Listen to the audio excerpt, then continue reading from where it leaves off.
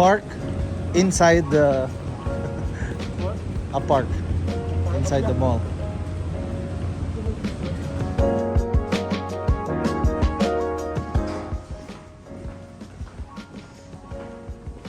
Yeah. Touching sunglass. Ganito tayo pag talo sa train. Nasunog yung board. Bro, I'm touching sunglass. Bro, I show you this. What? Yeah, I touch grass. Okay. Oh, shit. Ooh. Wha- I'm back to the game.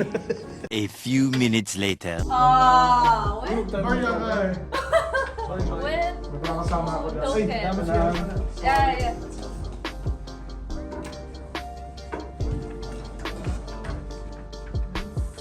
Kidding. Then make shake hands. So, kunwari, paper man. Paper man. Paper man. Wow! Sabi ko dun sa talk. Kasi pinalabas wala na nila. Piling-lingas. Sabi ko, so the $1 million question is, where's the money? Alam mo, na-curious sila dun. Sa nas? Nasaan na yung pera? Nung makabuli ka ng pera. Ay, wala akong problema dyan. Okay. Alright, smile lang. Frontwards. 1, 2, 3, smile. Okay.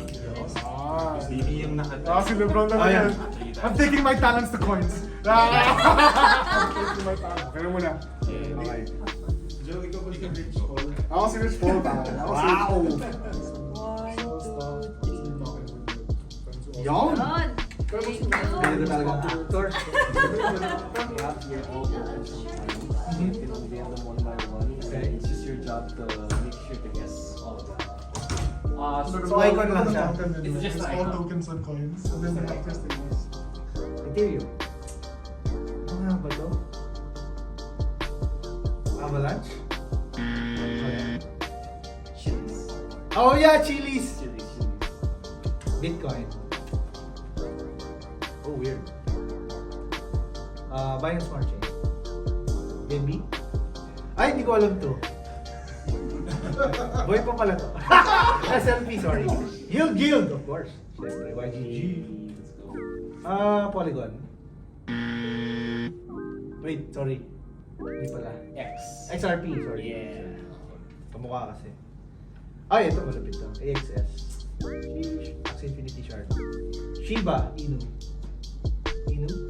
Shiba. Shiba Inu. Yan, of course. Ron token. Let's go. Good job. Okay, one more quiz. Okay, so next one is we'll flash the words in the edit, Okay. but guess these words from here to here. Go. Go. ATH, all-time high. LFG, let's freaking go. Let's freaking go. WAGMI is we all gonna make it.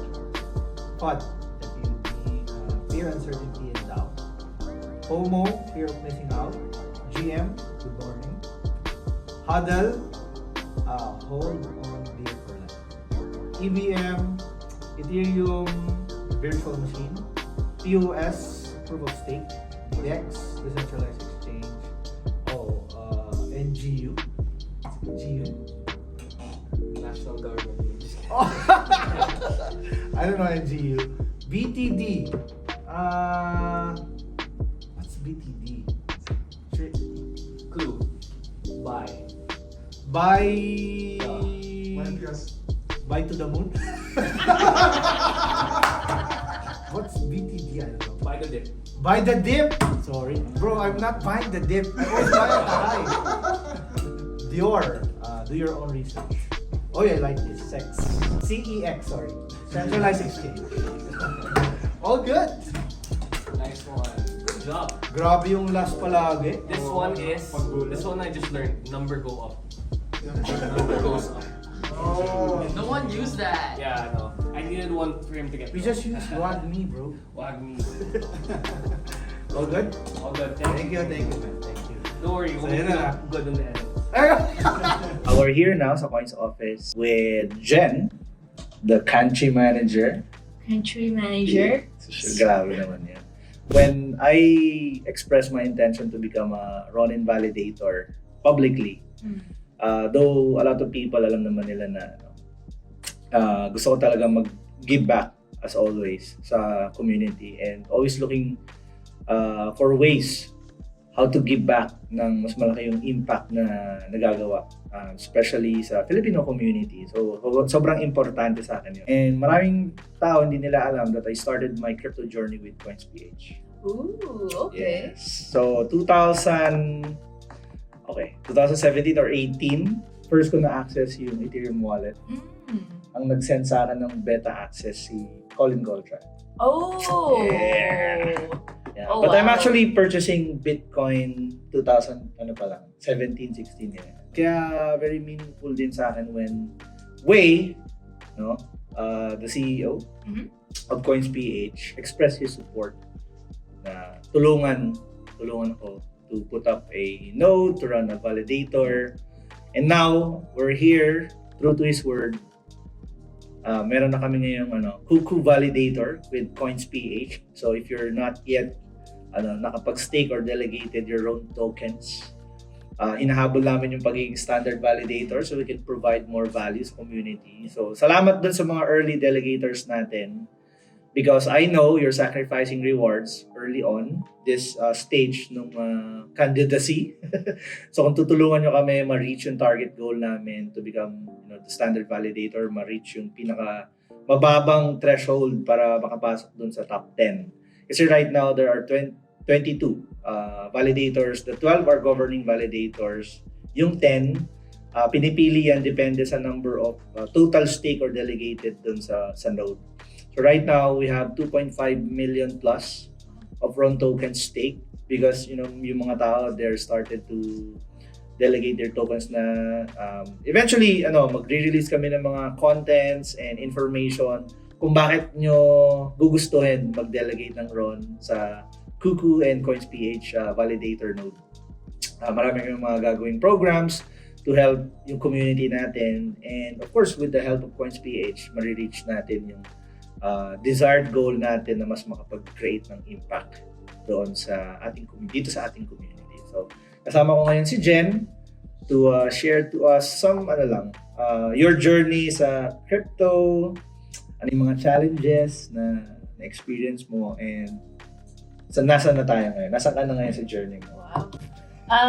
Well, Koo, we go not way back as Colin, but we go way back. Colin was part of Coins now with YGG. Yeah. So I think the reason why we always me in particular, like working with Koo. I think I know that everything that ginagawa mo is for the community, right? We've had a lot of discussion about your future plans and then even the intention behind your videos, right? And even the partners that you talk to. So, drawing from that, when Wei told me that we are having this conversation with you, so I go, yeah, I think I'm fully supportive and let's do the best that we can in terms of helping promote this. No? Kasi if you look at I'm going on a tangent, but if you look at the overall Axie community, majority of them are still in the Philippines, right? Yeah. And to some extent, di natin mapagkakaila that Koo, you've been a part of a lot of people's journey in terms of their crypto journey, right? Getting to know about Axie, SOP, etc. the whole ecosystem. Then nag-branch out from there, right? So I think supporting this initiative really would give back true to the true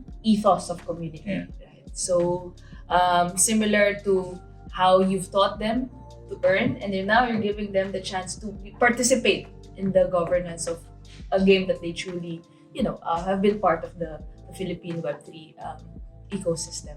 As for my journey, it's quite boring. I'd say I came from a traditional finance background. I was an investment banker for several years. Ooh. And then the previous company that I've worked with, the founder is a good friend of mine.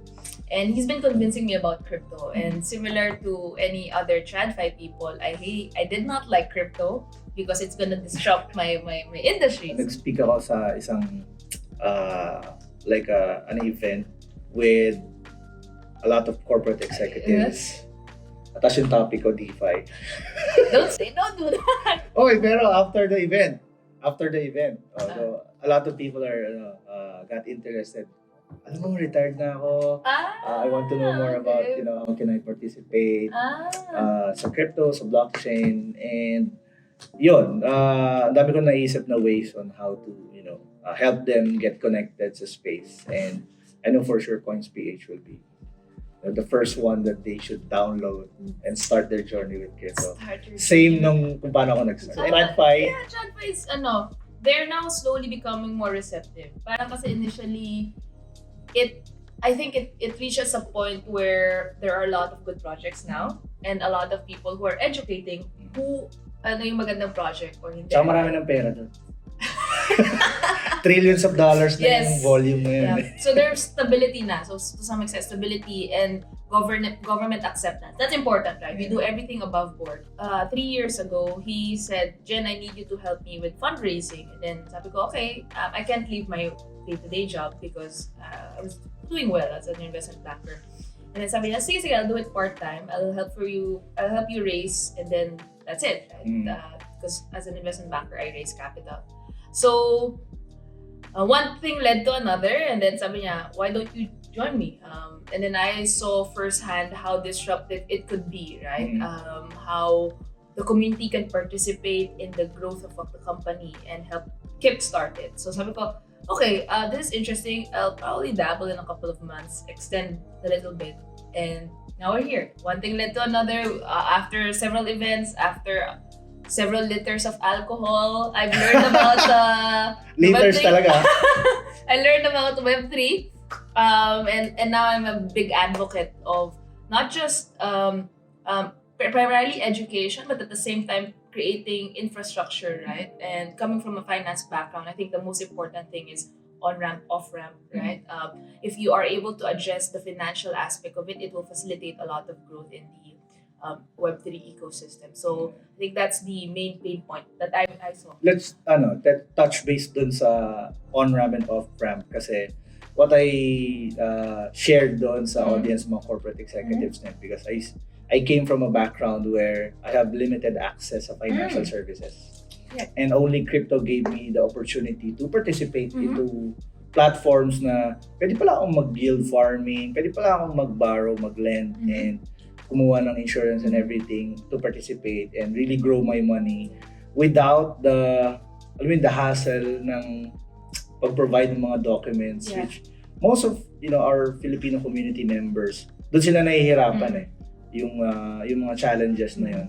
And imagine if walang mga on-ramp and off-ramp platforms like CoinsPH na paano tayo magpa-participate, paano tayo magka-cash in, paano tayo magka-cash out, paano natin magagamit yung mga platforms na yun. Kung di tayo makakapag collaborate and work with yung mga platforms na pwede tayong i-assist, actually provide access dun sa mga financial services na yun. So sobrang grateful ako with it. CoinsPH because ang dali niyang i-access. Na-download mo lang, tapos may crypto ka na. Dati kasi alam ko, buy and sell lang. Yeah, now, yes. Ngayon, so, ano yung direction ngayon ni CoinsPH when it comes to, kasi ang dami ko nakita mga bago Yes. Sobrang daming bago. And Siyempre. I know a lot of people na notice din nila ang daming changes. Yeah. So yeah, I think we're very, very excited on a couple of things, right? So we'll make it as easy as, so we're not in the business of buying and selling crypto. We're in the business of making everything convenient for people to access, not just crypto trading, but also anything related to Web3, right? What underlies all of the activities that we do is making it convenient. And it's just that the easiest and the most convenient way of transferring money is blockchain, right? We don't have to go through the details of how it works. Kasi I've heard you were previously parang I don't know kung sinong were you working abroad, but a lot of the Filipino workforce, ang daming may kapatid ako sa abroad. Yeah. So Napadala ng pera. Yeah, and remittance I think is one of the biggest in terms of friction and the cost, right? And for us, that's just one use case. But again, going back, a lot of the changes that is happening in the app is for us to be able to, number one, make it as convenient for people to buy and sell crypto, but at the same time, not just buy and sell, but spend their crypto, right? Because we have an EMI, which is an electronic money issuer license, and a VASP, which is a virtual asset service provider license, both of which allows us to, number one, keep your funds safe.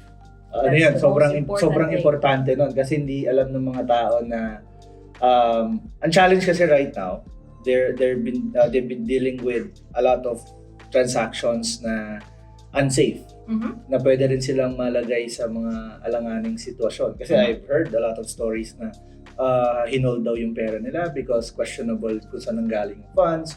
But imagine having a platform na hindi mo naiisipin na pag nag-receive ka ng pera or nag-send ka ng pera, wala kang iisipin ng problema or magiging hassle para makuha yung pera. Yeah, that's actually our approach. Na it should be easy, but at the same time, the transfer is not the biggest concern, but also for you to be able to access it, right? So, and make sure it's safe. We're regulated by BSP, so your funds is backed 1-to-1, and we cannot touch that. We do audit reports to BSP every now and then to make sure that whatever you have in your digital wallet, whatever is represented there, we have it in the bank. Sobrang We have importante cash. nun. We have Kasi cash. with a lot of people na hindi masyadong techie, akala nila nakikita nila dun sa balance nila. Yung iba, no, hindi natin alam kung totoo ba talagang may yung funds na yun, you can actually spend it. And gusto ko yung sinabi mo na, no, hindi lang basta buy and sell of crypto. Doon mismo sa app itself, sa CoinsPH itself, pwede mo na siyang gamitin. Yung mga services like paying bills, diba? Hindi ko na iisipin, pupunta pa ako, pipila pa ako para lang magbayad ng bills. Sending money, pipila pa ako para magpapakita pa ako ng ID, magpifill out ako ng form para lang makareceive. But you can actually spend. QR code lang eh. QR diba? Ganun kasimple. And I like yung concept ng convenience talaga. Sobrang laking tulong. And that is the first one. So first two things, buy and sell, and paying bills, everything available in the app as your digital wallet. Number 3 is we're looking at like Coins Arcade, bridging Web 2 to Web 3 people, because we have a lot of user base and a lot of them are interested in, as you already know, is gaming, right? We're a very big gaming community. And naisip namin, we have this user base and they want to kind of earn from crypto, right? By either participating through different aspects or playing a game, perhaps, right? But the biggest concern is the onboarding, right? You have to create MetaMask or you have to go to different chains. So it's now available in the app. We only have one game now, but we'll roll out a lot of games. But basically, you don't have to think of the complicated ways to set up your own wallet and access a Web3 game.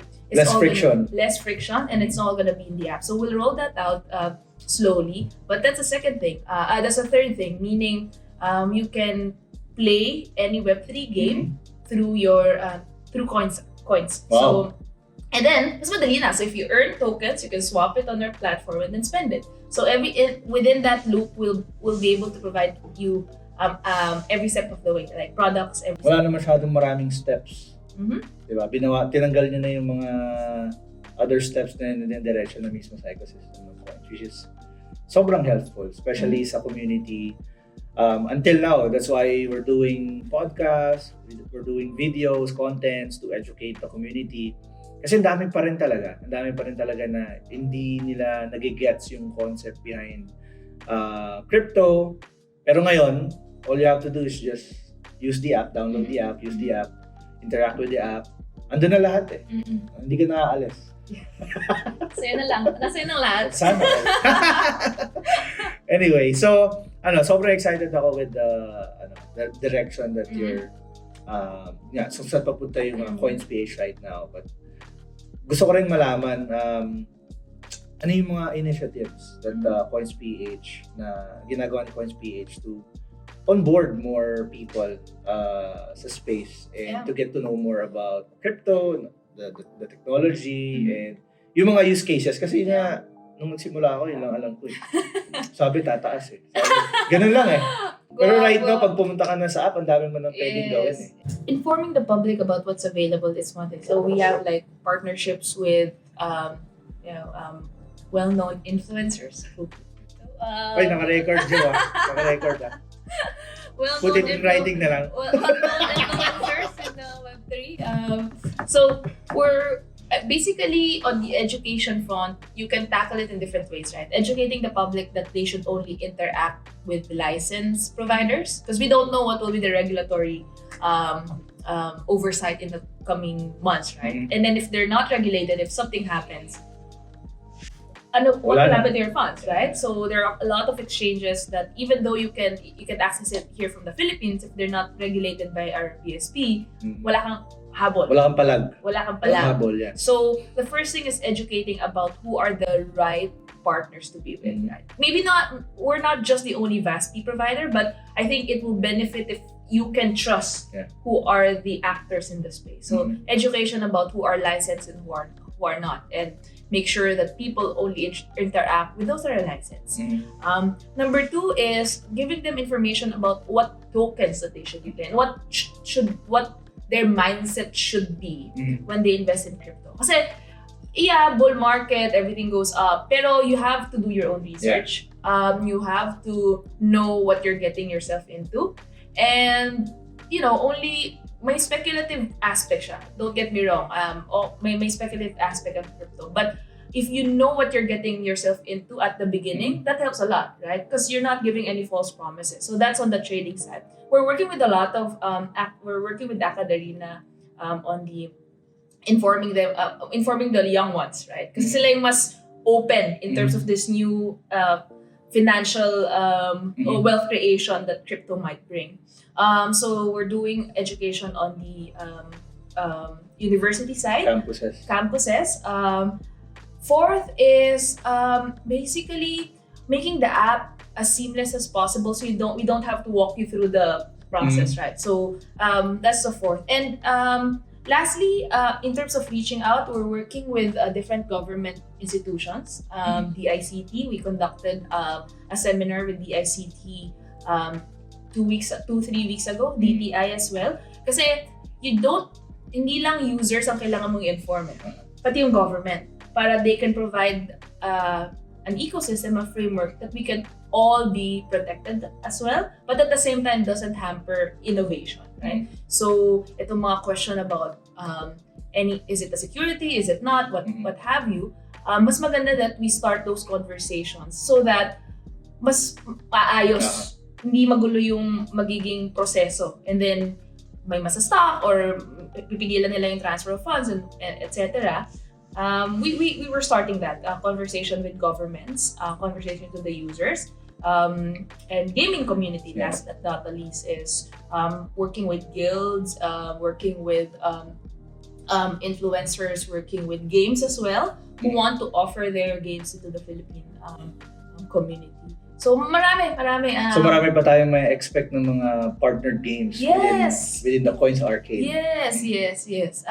And even token listing, right? So we'll have a lot of we listed Pepe and Floki almost at the same time as one of the big exchange. So expect us to list a lot of tokens kasi okay sa inyo to trade, and mas maganda yung trading partner nyo is number 1, your funds are safe, and number 2 is we go through a certain process naman before we list it. So and then when it goes up, you benefit from the upside. I think it's important na to educate and equip yung mga, not just the young ones, but the community. Especially right now, the market is down. We're not experiencing any sudden, yung growth ng token.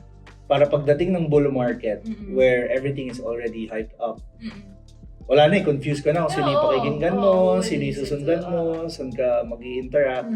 So yun yung pinaka, I think, importante na magkaroon yung mga viewers natin, community members natin, na ma-educate muna sila before really aping into something. Kasi yun yung pinaka masakit na maramdaman. And unfortunately, marami na rin during the bull market, maraming kumita, yes. Unfortunately, marami din nasunog.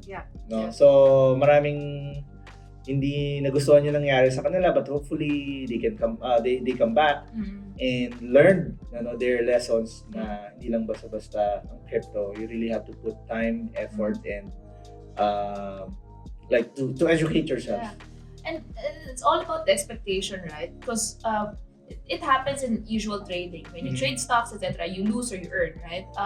And ang previous bull market, it was under the pretense that everyone will, which is not Gonna usually make the it. case. Oo.